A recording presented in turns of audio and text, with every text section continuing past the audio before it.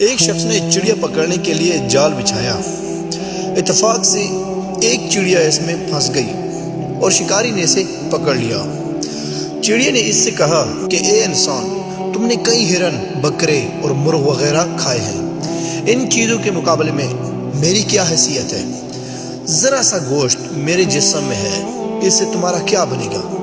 تمہارا تو پیٹ بھی نہیں بھرے گا۔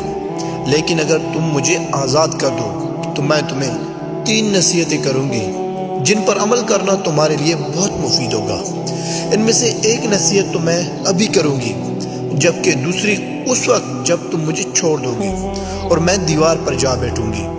اس کے بعد تیسری اور آخری نصیحت اس وقت کروں گی جب دیوار سے اڑ کر سامنے درخت کی شاخ پر جا بیٹھوں گی۔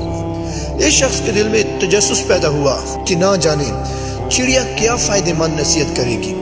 اس نے چڑیا کی بات مانتے ہوئے اسے کہا، تم مجھے پہلی نصیحت کرو، پھر میں تمہیں چھوڑ دوں گا۔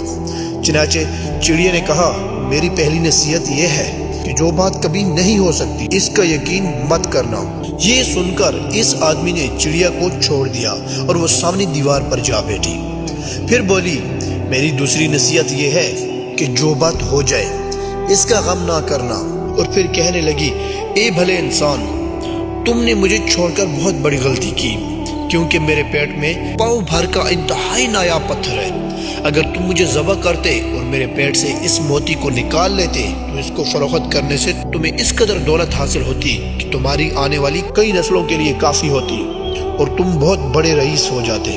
اس شخص نے جو یہ بات سنی تو لگا افسوس کرنے اور پچھتایا کہ اس چڑیا کو چھوڑ کر اپنی زندگی کی بہت بڑی غلطی کی۔ اگر اسے نہ چھوڑتا تو میری نسلیں سنور جاتی۔ چڑیا نے اسے اسی طرح سوچ میں پڑے دیکھا تو اڑ کر درخت کی شاخ پر جا بیٹھی اور بولی، اے بھلے انسان، ابھی میں نے تمہیں پہلی نصیحت کی جسے تم بھول گئے کہ جو بات نہ ہو سکنے والی ہو اس کا ہرگز یقین نہ کرنا۔ لیکن تم نے میری اس بات کا اعتبار کر لیا کہ میں چھٹاک بھر وزن رکھنے والی چڑیا اپنے پیٹ میں پاؤ وزن کا موتی رکھتی ہوں۔ کیا یہ ممکن ہے؟ میں نے تمہیں دوسری نصیحت یہ کی تھی کہ جو بات ہو جائے اس کا غم نہ کرنا، مگر تم نے دوسری نصیحت کا بھی کوئی اثر نہ لیا اور غم و افسوس میں مبتلا ہو گئے کہ خواہ مخواہ مجھے جانے دیا۔ تمہیں کوئی بھی نصیحت کرنا بالکل بیکار ہے۔ تم نے میری پہلی 2 نصیحتوں پر کب عمل کیا جو تیسری پر کرو گی؟ تم نصیحت کے قابل ہی نہیں۔ یہ کہتے ہوئے چڑیا اڑی اور ہوا میں پرواز کر گئی۔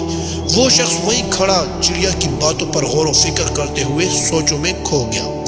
وہ لوگ خوش نصیب ہوتے ہیں جنہیں کوئی نصیحت کرنے والا ہو۔ ہم اکثر خود کو عقل کامل سمجھتے ہوئے اپنے مخلص ساتھیوں اور بزرگوں کی نصیحتوں پر کان نہیں دھرتے اور اس میں نقصان ہمارا ہی ہوتا ہے۔ یہ نصیحتیں صرف کہنے کی باتیں نہیں ہوتی کہ کسی نے کہہ دیا ہم نے سن لیا، بلکہ دانائی اور دوسروں کے تجربات سے حاصل ہونے والے انمول اثاثے ہیں جو یقیناً ہمارے لیے مشعل راہ ثابت ہو سکتے ہیں اگر ہم ان نصیحتوں پر عمل کریں۔